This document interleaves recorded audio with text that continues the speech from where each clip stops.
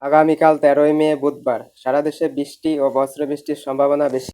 বঙ্গোপসাগরের লঘুচাপের কারণে উত্তর, উত্তর-পূর্ব এবং মধ্যাঞ্চলে ভারী বৃষ্টির আশঙ্কা রয়েছে। ঢাকা, নারায়ণগঞ্জ, গাজীপুর, মানিকগঞ্জে দুপুর থেকে বিকেলের মধ্যে বজ্রবৃষ্টি হতে পারে।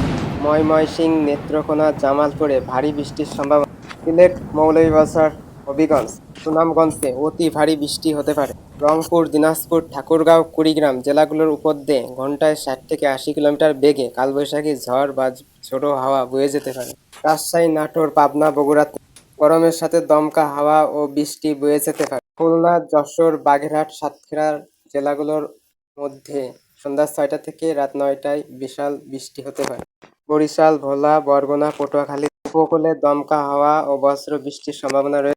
চট্টগ্রাম, কক্সবাজার, ফেনী, কুমিল্লা বজ্রবৃষ্টি এবং মাঝারি বৃষ্টি হতে পারে। রাঙ্গামাটি, বান্দরবান, খাগড়াছড়ি এবং পাহাড়ি অঞ্চলের উপর দিয়ে ভারী বর্ষণ হতে পারে। প্রিয় দর্শক, পরবর্তী আপডেট পেতে আমাদের চ্যানেলটি সাবস্ক্রাইব করুন এবং সাথেই থাকুন। বিশেষ সতর্কতা, বজ্রপাতের সময় খোলা মাঠে থাকবেন না। নদী-বন্দরগুলোতে সতর্ক থাকার জন্য আহ্বান জানানো হয়েছে। বাংলাদেশ আবহাওয়া অধিদপ্তর থেকে সিলেট ও উত্তর অঞ্চলে জলাবদ্ধতা সৃষ্টি হতে পারে। এজন্য সতর্ক থাকার জন্য বলা হয়েছে বাংলাদেশ আবহাওয়া অধিদপ্তর থেকে।